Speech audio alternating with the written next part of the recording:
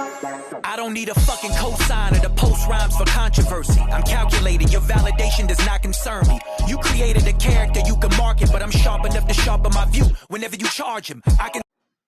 Hey, what's going on, sports world, sports universe, whatever you want to call yourself. You're now tuned in to the Very Blunt Sports Podcast. I'm your host with the most, here to brag, boast, celebrate, and toast. Taye Loose Cannon Adams, a.k.a. Stephen Taye Smith, coming at you right now. We got a lot of different shit to talk about, a lot of different subjects. First thing I want to address is I want to thank everybody for their love and their support, everybody that has reached out to me. On the real, I've been going through, some shit that I put on myself and some shit that wasn't put on me. All in all, I had to take a step back a little bit, had to reevaluate myself, had to get my whole mental, my whole temple, my whole everything right within me. And I'm glad that y'all gave me that time. I'm glad that y'all gave me that space. And shout outs to all the certain ones that definitely hit me up and was worried about me. I'm cool. I'm getting there.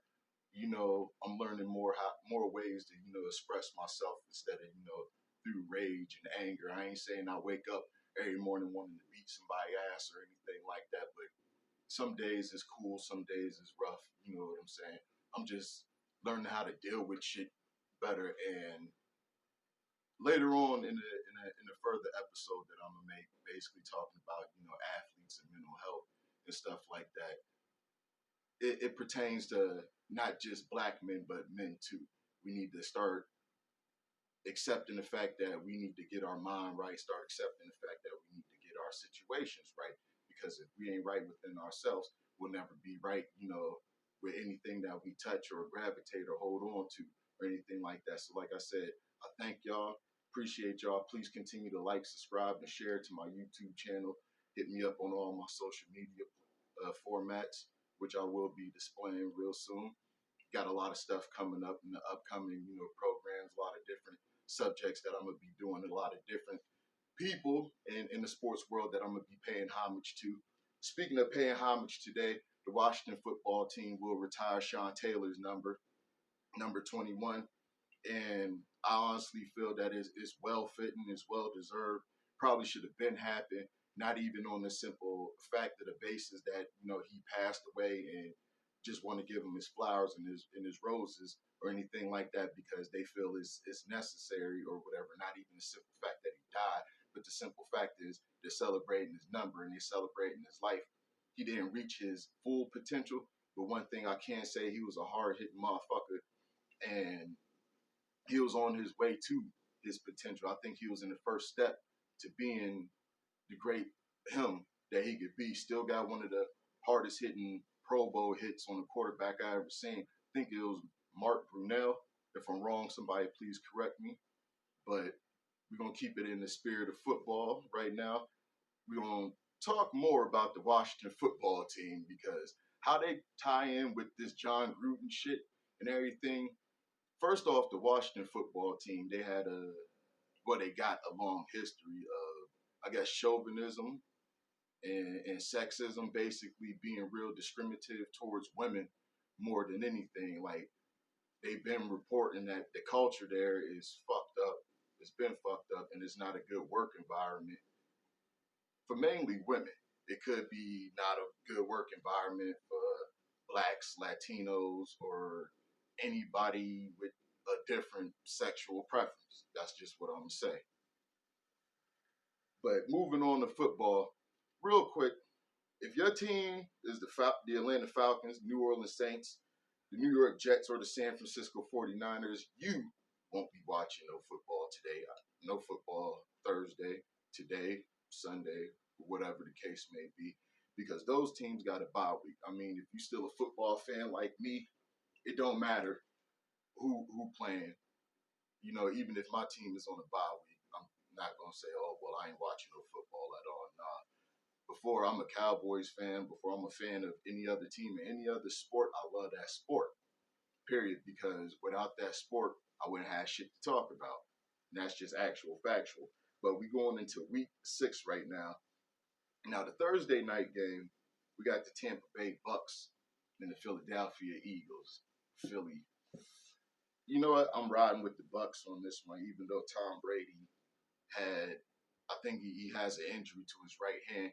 And it's ironic, when he was with the Patriots, he had the same injury, and they played against the Eagles in the Super Bowl. He lost. The Eagles wound up winning the Super Bowl, but the Eagles is a different team from that Super Bowl team. And Tom Brady, he's with a different team than the Patriots. He's with the Buccaneers now. Buccaneers looking good. Defense is kind of getting exposed, kind of shaky a little bit. But I still take the Bucs to win this game. And you know what's crazy? Could the Madden curse be back? Because the last time Tom Brady suffered this hand injury, he was on the cover of Madden. So is the Madden curse back? I'm not saying I want Patrick Mahomes to get hurt to make it even out or whatever. I'm not saying that I really want the Madden curse at all, because I never really want to see nobody get hurt, because that's how they get their money. That's how they get their bread. But all in all, when you're playing in a physical sport, this is the type of shit that happens. So with Taye's picks, that's the topic right now, Taye's picks. I'm taking Tampa Bay over Philly. I'm definitely taking Miami over Jacksonville. I really don't see Jacksonville winning too many games this year. Maybe 5, honestly. Like, they just in a whole rebuilding process. Got a rookie quarterback. They just rebuilding overall. They got a coach that probably really ain't used to coaching on a professional level. I don't know what Urban Meyer problem is, but you need to get it together and understand that this ain't Florida, this ain't Ohio State. Like, the NFL will get rid of a coach quick. And just because you got all those accolades, if you ain't producing or bringing in anything good to the organization, they'll get rid of your ass. Ask Tim Tebow. Now we got the Chargers at Baltimore Ravens. I'm picking Baltimore.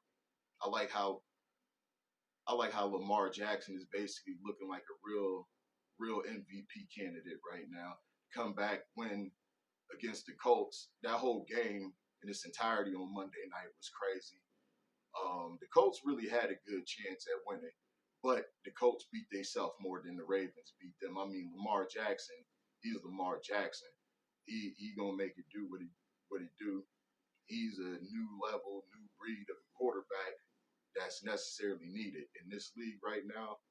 We all know a quarterback can throw, but in this league right now, you got to run, with the exceptions of the rules of, like, somebody like Tom Brady who really don't got to run. I mean, and even if he did, he would get sacked real quick because he's slow as fuck. Like, let's be honest. I think he had the worst like time in a 40-yard dash ever at the NFL Combine, but that's a different subject. Moving on, we got the Vikings going to Carolina to take on the Panthers. Me personally, I picked the Panthers. They started off hot, looking real good. I think they're going to get themselves right back together. Really can't believe in Minnesota right now. So I'm definitely going with Carolina. Forgot to tell everybody, we got 3 divisional games. If you keep track of the show, if you watch, you know that I'm a real big fan of the division games. I don't care what division it is. I just like to see rivalry games, because for some reason it seems like they play a little bit harder, and it's for the division title to get into the playoffs. It just brings more pride and more of a rabid fan base. By the way, I'm from Erie, Pennsylvania, if anybody ain't know. And up here, it's a lot of Steelers fans, don't doubt it. Don't crowd it. I don't, me personally, that ain't my team. But I was raised around a whole bunch of Steelers fans, and I know how they feel whenever they play the Ravens, whenever they play the Browns, or whenever they play the Bengals. So I see that every day. I know a lot of Eagles fans. I know a lot of Redskins fans. I know a lot of Giants fans. Shout outs to Jay Rastic. We beat y'all ass. But I just love division games. And the first division game that's popping up is Green Bay at Chicago. I'm going with Green Bay. Aaron Rodgers, he's a bad man. Even though this basically is his last dance with Green Bay, it's still going to be good to see. It's still going to be something epic to watch how he goes out. And one thing I do feel the Packers will win their division. I mean, they only been winning it since basically Aaron Rodgers became the starter. I think the Packers got more division wins in the NFC North than anybody else. One of my Packers fans, please correct me if I'm wrong, but I'm going with Green Bay over Chicago. Chicago got way too many issues brewing with them right now, and it just ain't looking too promising. They should probably try the whole rebuilding process next year, and maybe when Aaron Rodgers is gone, maybe they might win the division. Who knows? Now we got the Bengals at the Lions. You know, a part of me can't never take the Lions. Part of me, even though they made the playoffs a couple of years ago, but they just been historically known for being bad. They just never really been that good. I mean, the days of Megatron and Barry Sanders is over. You know what I'm saying? And it just is what it is. Like, you can always count on Detroit to lose on Thanksgiving.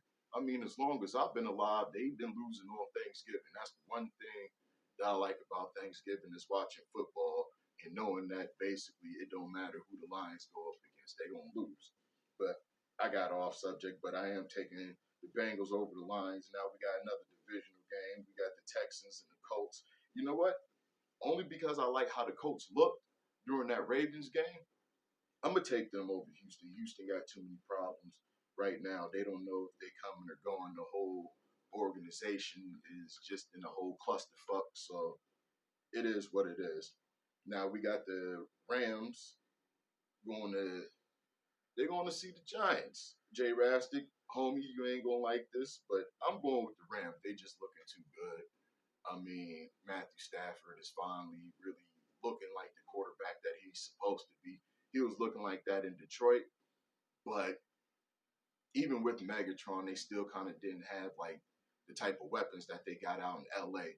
And now that he's surrounded by the weapons, it's like for the Rams right now, it's Super Bowl or bust. A lot of people feel that way. Now we got Kansas City going up against the Washington football team. I'm picking Kansas City. I'm looking for Mahomes to bounce back. This is their worst start since I want to say 2014, 2-3. I mean, we only going into week 6.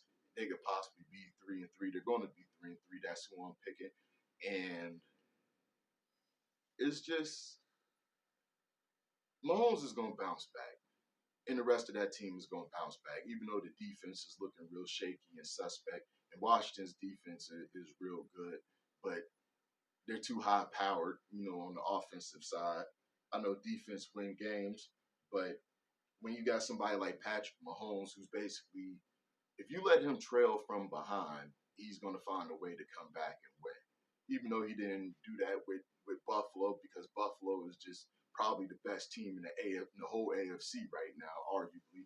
But I'm looking for Mahomes and the Chiefs to bounce back. Now we got the red hot Arizona Cardinals going to Cleveland.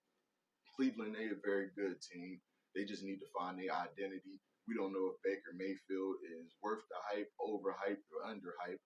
But with this whole Arizona team, this whole Arizona scheme and what they're doing and what they've been able to put together, being red hot right now, I really don't see them losing anytime soon, and especially not to Cleveland.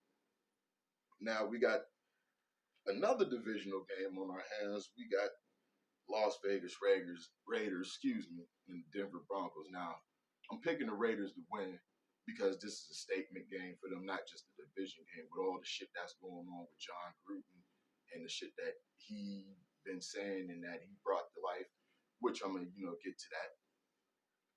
They need to win this game. They need to show that the controversy or whatever didn't shake their core. Derek Carr needs to prove that he can be an elite quarterback. He can go to the next level. Everything in him and everything on that team says basically bound for greatness. But this situation did trip him up a little bit. So bye-bye, Chucky. You're not here no more. We're going to get into that. But I'm definitely taking the Raiders. They need this win. They need a statement game. Now we got the Dallas Cowboys going to New England. I don't think Cowboys have beaten New England at all in the past 20 years, past couple years. Basically through that whole Tom Brady era, we didn't beat them at all. But it's a different era in Dallas. Still somewhat of the same offense, way better defense, thanks to Trayvon Diggs and others. And this ain't the same New England team. Tom Brady ain't back there. They don't know whether they coming or going. Not going to win the division. I'm giving that to Buffalo early. They might not even make the playoffs. I really see Buffalo as the only team in that division making the playoffs. I could be wrong, and somebody please check me and correct me if I am. I guess we'll have to see. Now, we got the Seattle Seahawks, the Pittsburgh Steelers. Even with Russell Wilson out and Geno Smith ain't played in I don't know how long, to be honest with you, I'm surprised that he's even still in the league. You know what I'm saying? I'm still going to go with Seattle. Shout outs to Juju Smith-Schuster, even though I ain't a Steelers fan, but I let people know I got my team, but I like players from other teams. You can't really deny nobody greatness. And that man is great. That man is good. He plays with a lot of heart. People say this and that about his TikTok and his dances, and whether if he had brought them bad luck last year or anything like that. Like, nah, that man been wanting the number one spot as far as being a receiver on that Pittsburgh Steelers team, and he rightfully earned it. It's just sad that, to see him go out basically the whole year. So, all of them dudes, speedy recoveries. Now we go to that's the Sunday night game, by the way.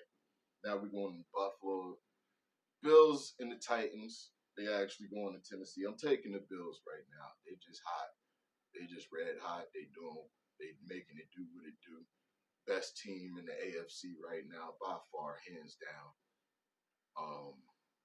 And that's just that. I'm taking Buffalo. You can keep tracks of Taye's picks, whether if I'm right or wrong. Please comment on the Very Blunt Sports Podcast Facebook page. Please leave, memes. Please be respectful. Please be, respect somebody else's opinion, whether if you agree with them or not. We still doing this all out of love and to be, competitive and never disrespectful. So please keep that to a minimum. Now, moving on, I'm gonna get into this John Gruden situation. Now, if anybody don't know what's been going on, you've been under a rock.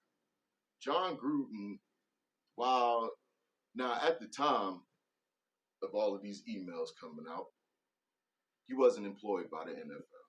He wasn't working for him, but he was working for ESPN. He was a Monday Night Football analyst. I think he was the lead analyst at the time. And during that time, which is 2011, he sent out some crazy shit. Sent out a lot of emails, to be exact, 650,000 emails. He was saying he made some racist remarks. He made some misogynistic remarks. He basically said a whole bunch of shit that goes against people's belief in this somewhat sensitive ass cancel culture. Now, my whole thing is, I honestly feel that the racism part didn't even play that big of a role in him getting fired. Yeah, it had its effect based on who he was talking about, the president of the NFL Players Association. But I honestly feel those remarks in some people's eyes wasn't as important, or they flat out didn't care too much about it. I'm going to just come flat out and say it. We live in the world right now where the word faggot is more offensive than nigger. It is like that, whether people want to believe me or not. That's my own personal belief. But we living in a world where it's like any type of racial slur towards black people really ain't that important of an issue.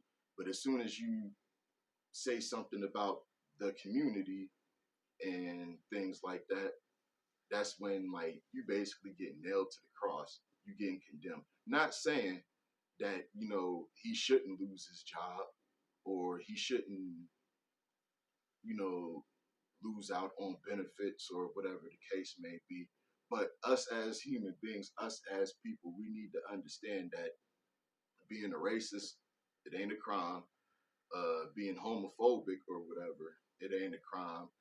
Being a chauvinist pig, it ain't a crime. Being a misogynist or whatever, it ain't a crime.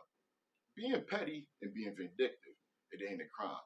It's just on how you act on those feelings, how you act on those emotions. You know what I'm saying? I ain't endorsing him. I ain't saying anything that's right. That he did was right or what he said was right. But I honestly feel that him saying anything racial towards, this man, that was like the lesser of it. You know what I'm saying? I think what he said about Roger Goodell played a real big part in why he don't got a job right now. Because I think when you come into the NFL, whether as a player, coach, or anything on your contract, I really believe that it says thou shalt not say nothing bad about Roger Goodell. No matter how stupid he is, no matter how dumb he is, no matter the favoritism that he shows and the decisions that he make when it comes to certain players, certain teams, he has favoritism. He's an idiot. Anybody watched the movie Concussion and saw how he handled things or didn't handle things? But that's one of the reasons, and the simple fact that he came at the community. That's another thing. It's like, you can't say nothing nowadays. That's why the shit is happening to Dave Chappelle. But what I'm interested in knowing is, okay, so if there's 650,000 emails of all of this wild, crazy shit that he was saying, I want to know who's his co-conspirator. Who was he talking to about this? Who was he saying these things to? Because somebody was in agreement with him. Somebody had to be. John Gruden didn't email John Gruden back and say, yeah, I agree with you. Fuck such and such. Fuck this community. Fuck how this person feel, Eric Reed or anything like that. Somebody had to respond to it. Somebody had to feed into it. Somebody had to have those exact same feelings. And if you ask me personally, John Gruden, he's just sorry that he got caught. He's just sorry that, look, anytime you put messages out there into the world, it's out there. Just because you might have deleted it, don't mean that somebody didn't screenshot it or save it. Or in this case, wait for years to use it against you. My thing is, I don't know why it took this long for these emails or whatever to come out. 10 years later.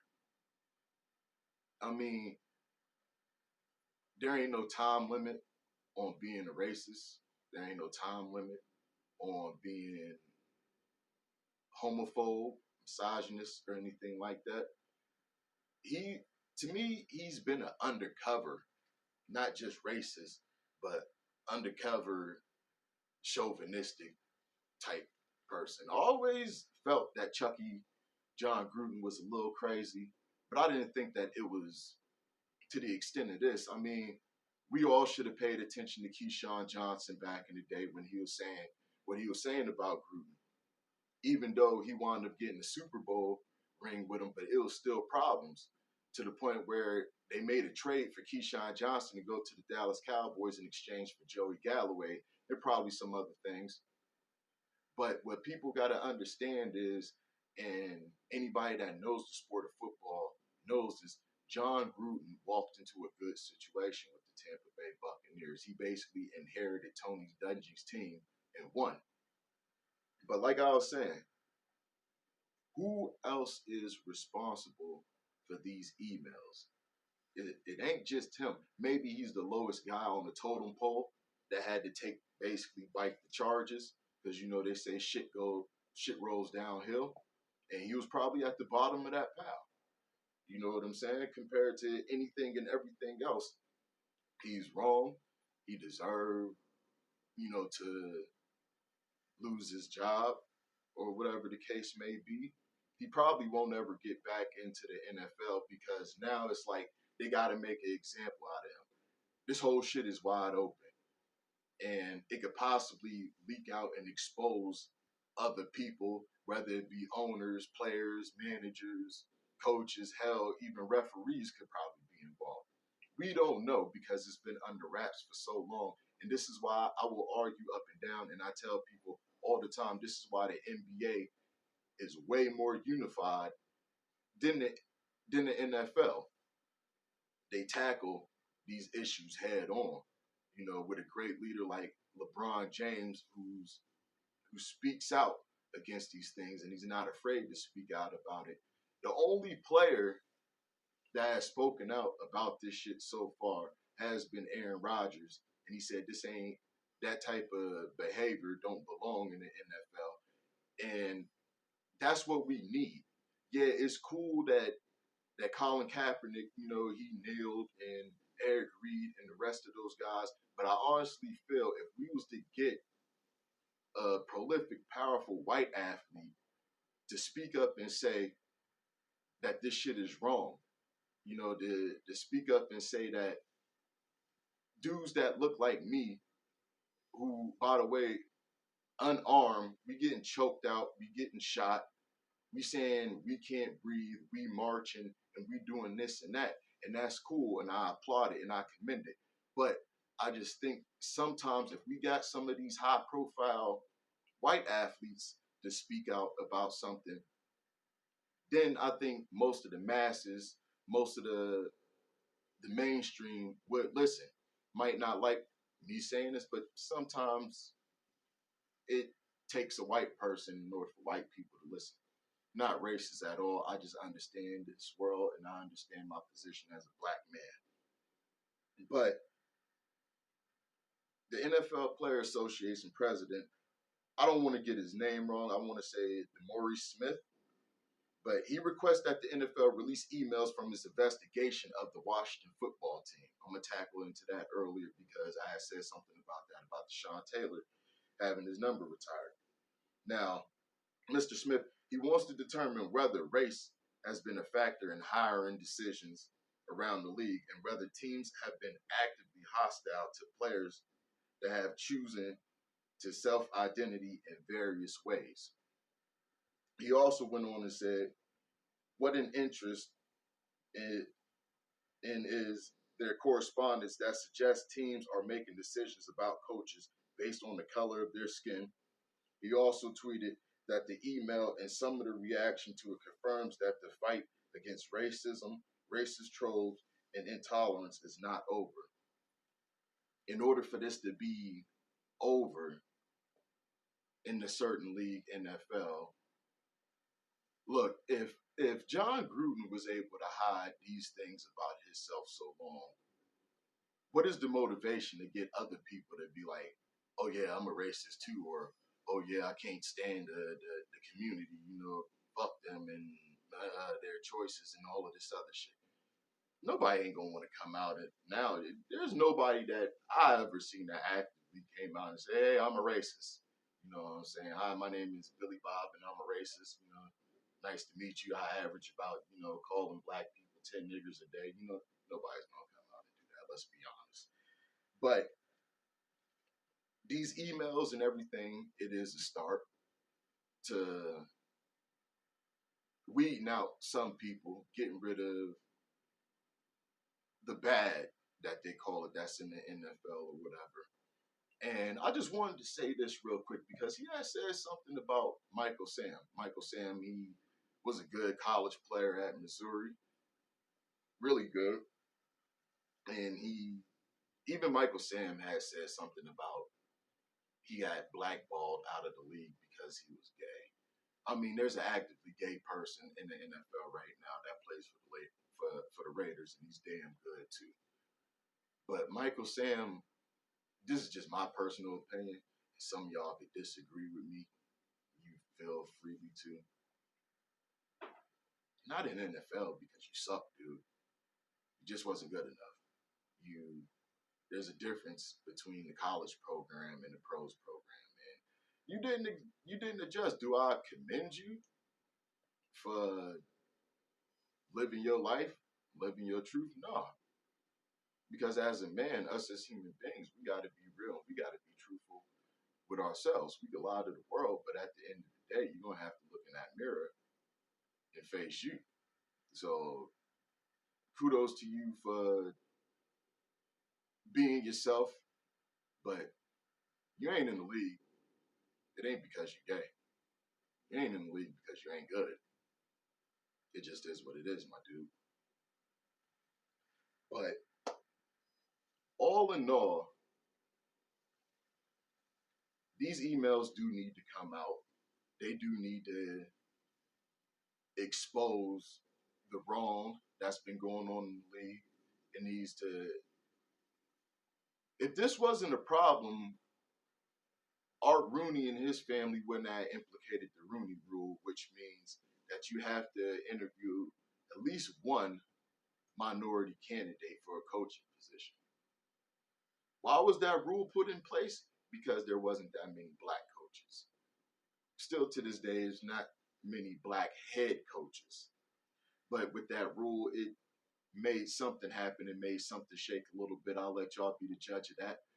But something needs to change in the NFL culture. Yes, I love the sport of football. And just because I didn't play the sport of football doesn't mean that I don't understand the effects in the business side of it. I got into podcasting, talking about sports, so I wasn't just calling scores or anything like that. I was actually wanted to talk about, and still going to talk about the important issues that involve the sport. It's more than just debating about who team better and who team gonna go to the Super Bowl or repeat or do anything like that. The NFL is a business, and within that business, you got disgruntled employees. Some on the field, some ain't on the field, but all of this needs to be exposed. We need to tear. You got to tear down in order to rebuild. If you go in a building and you see the pipes are all busted out and everything is just wrong with it, you're gonna have to tear that whole thing down in order to build something greater, to build it back up. And that's what the NFL needs to do. The NFL needs to be chopped at the knees and the ankle and see who really feels what type of way about what community, whether it be the gay community, whether it be the black community, Latinos, anything like that. But this discrimination of any kind basically got to stop. Even though I said earlier that it ain't a crime to be that way, but they're acting on it, not in a violent way, not in a criminal way, but you're getting exposed and you need to be exposed. And like how I told Michael Sam, how I just said Michael Sam, kudos to him living his truth, even though I won't respect you at all as a racist, but at least I will respect the fact that you keeping it 100. If you don't like me or black people or anything like that, just stay the fuck away. And it's crazy about this John Gruden situation because he's been a head coach, he's been coaching, he's been around football, and he's been around the league a long ass time. So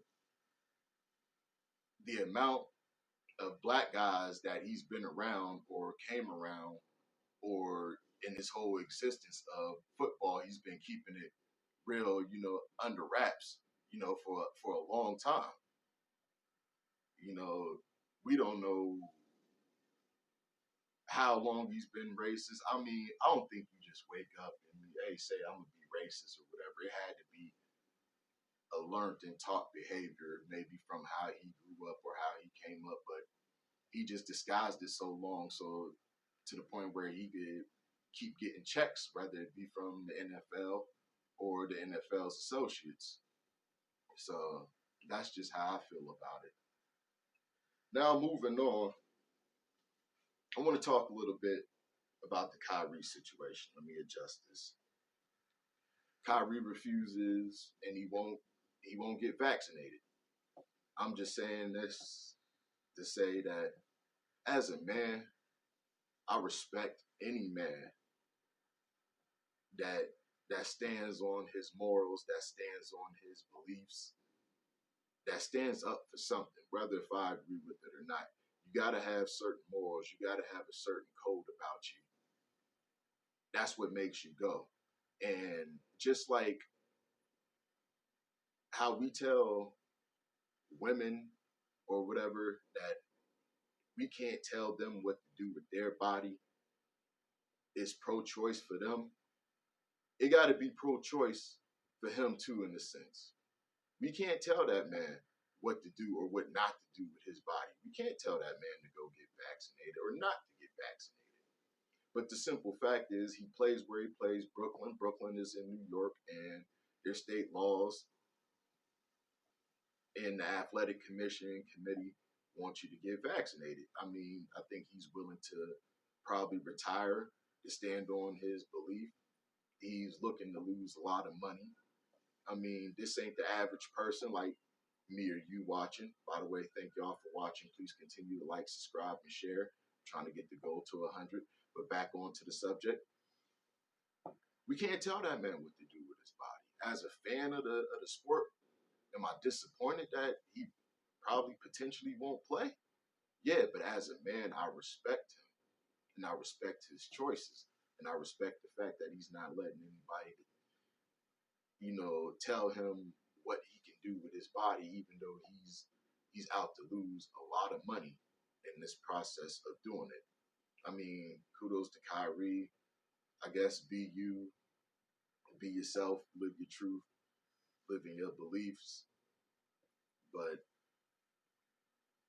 it's crazy because they won't let him play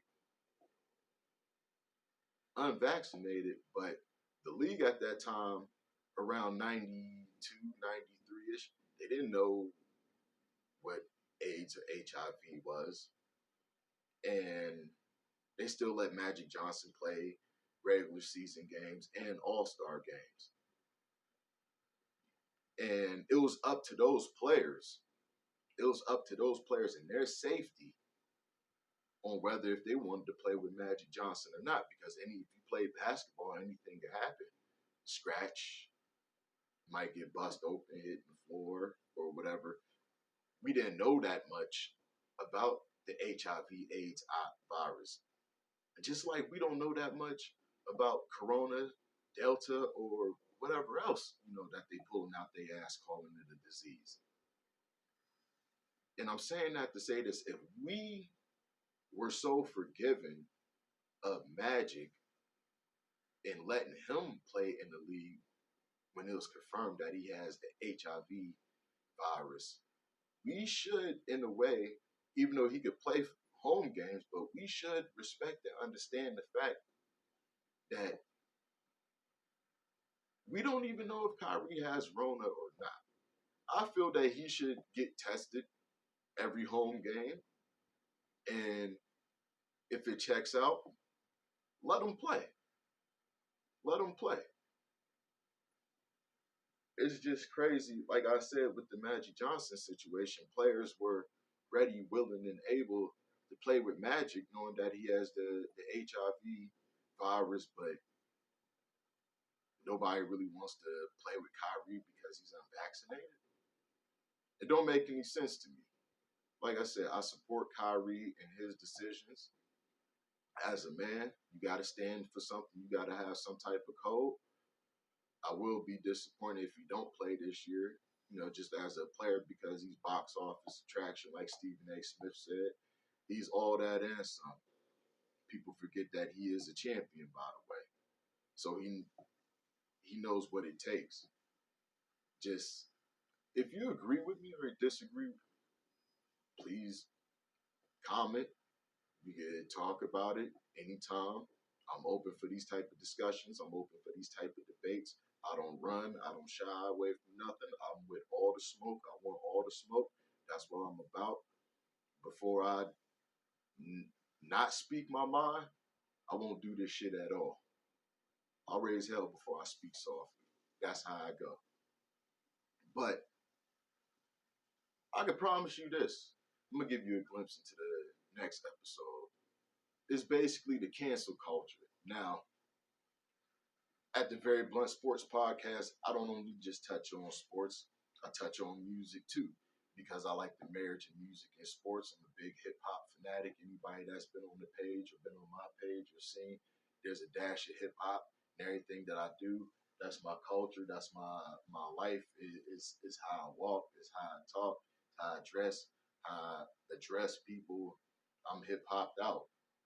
I love the culture. I love everything that it represents, and I love the fact of where it's going. By the way, y'all can thank Jay-Z and Rock Nation, for this all-star, hip-hop halftime performance, which is going to be historic in history. I can't wait to see that.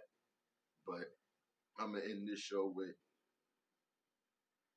saying this.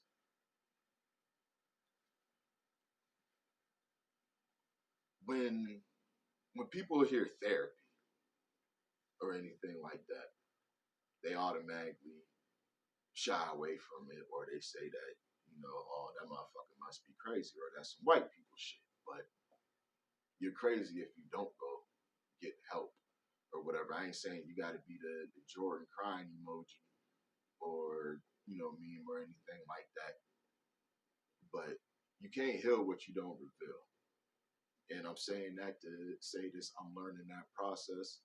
I'm getting better with me, getting better with time, getting better with everything around me.